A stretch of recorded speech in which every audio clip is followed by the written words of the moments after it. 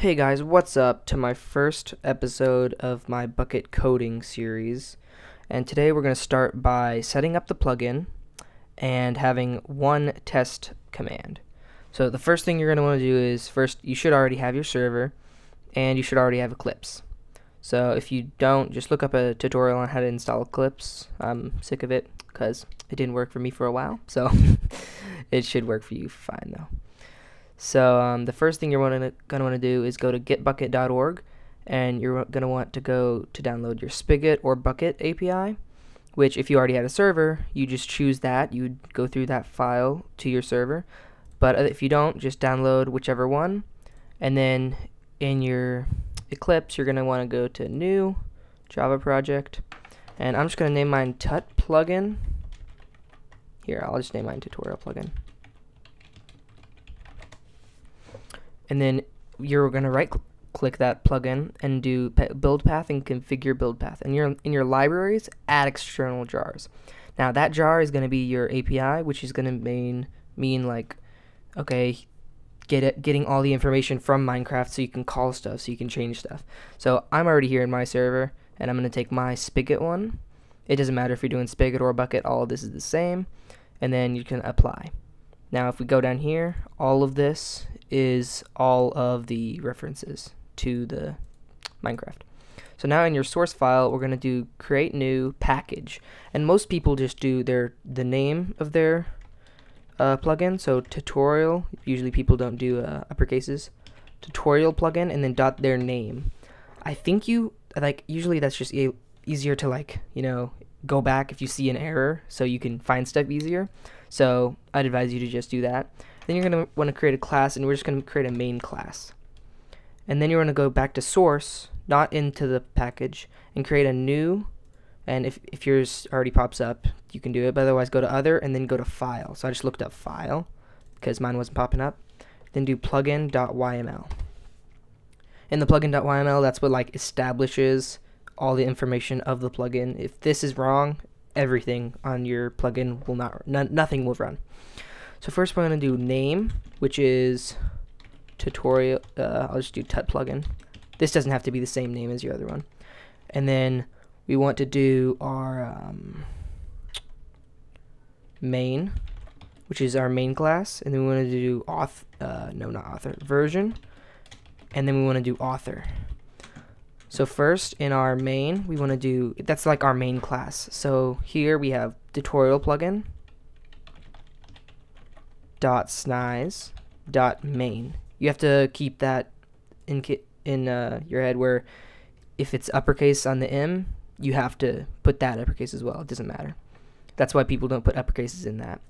So if with the version, if you don't have the version or any of this, it will not run at all. So version 0.1, and the author is me, Snize.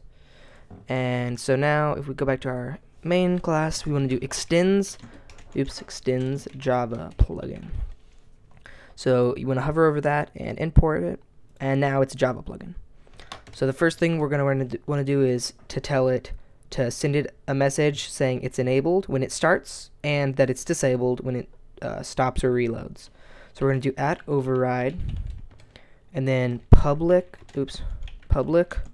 void on enable, and then brackets. And then we want to copy this because you want it on disable as well. And then change that to just on disable. So now whenever the server is enabled or turned on, then do what's in there. Whenever it's disabled or turned off, then do what's in there. So we just want to do, I think we're able to do, we can do get server, and then .get console sender, console sender, I'm sorry, get console sender .send message, and then when we do it this way rather than system.out.println, we can do it to where it has color. So color, so this is going to send a message whenever it is enabled. If I do green, it's not going to matter since my console is already green. So I'm just going to do yellow. And then I'm going to add you have to do plus and then the name, whatever your chat is. That's what's going to happen throughout this whole series and all of coding. You're always going to have to use the plus to add another variable or whatever. And then tut plugin enabled. Now we can just copy this and send this over here, and we just do disabled. And I also want to change the chat color to red when it disables. So now if we export it, oh wait, sorry. So if we go back, when we do export, which is right over there, we choose jar file under Java, and we can do next, and we just keep all these for right now. And then you want to browse and put it in your plugins file. So right now I already had one, so I'm just going to override it and put it onto my Tut plugin. Otherwise you want to choose your name and everything. And then that's already exists. And usually if that'll say errors, just keep pressing enter, enter, enter. Nothing that bad will happen. So if I reload, I was already testing some stuff. See Tut plugin enabled with yellow, which is what we did. And if I reload it, because I don't want to close mine, then Tut plugin disabled. You see that? Tut plugin disabled is red. So that means everything's working perfectly. Awesome. So now we're going to create one command. So the first thing we're going to want to do is here we're going to do public boolean. Oh wait, sorry, we have to do override first. At override public boolean on command, and then we should be able to. Nope, we can't. Sometimes, or when we go farther into this, we'll be able to do this simpler. We won't have to type most of this out. So we want to do command sender, and then command cmd, string label, label, and then string args. So right here we have to import these. That's why it's an error. And when you import command, we want it to be a org.bucket.command, not com.mojang.brigader or material. We just want to do command. Otherwise, nothing will work. And see, right now we have a big error right now. We have to do a return statement because it's a boolean. So we just do return true. And now it's all working. So now what we want is we want to see if cmd.getName.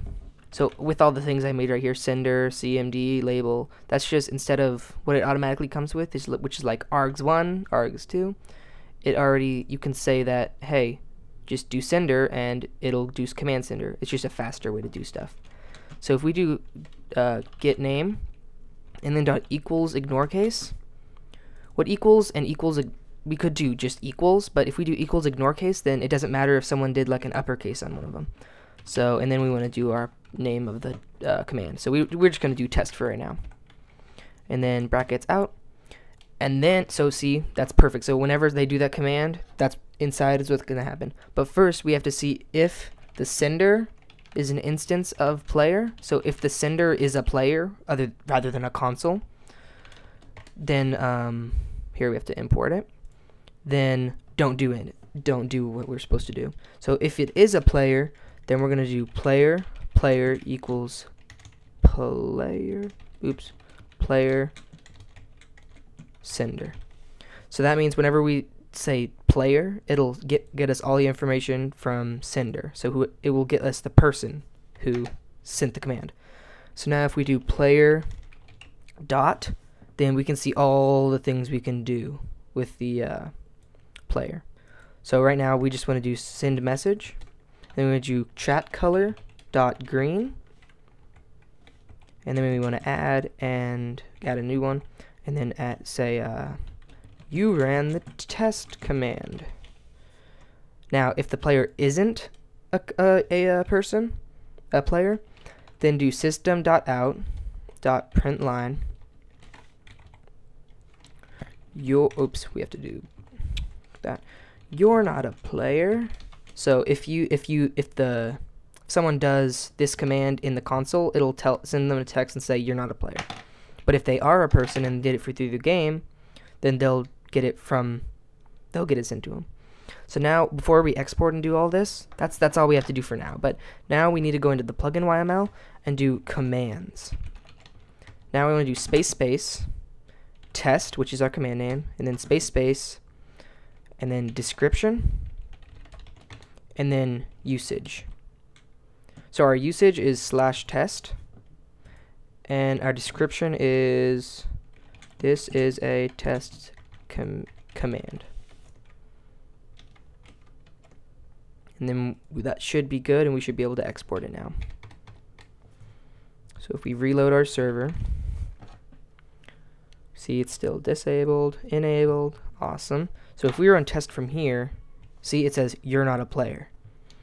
But if we go in game, oops, if we go in game and we do /test, you ran the test command, which is exactly what we said. So that's going to be all for this tutorial. Next tutorial we'll be able to make it to where we can make more commands and make them easier, so we don't have to type all this stuff out again, most of this, like all this. And then next one we're going to do /feed, a /heal, and a /fly command. So stay tuned, and I'll have that video up and running soon. See ya.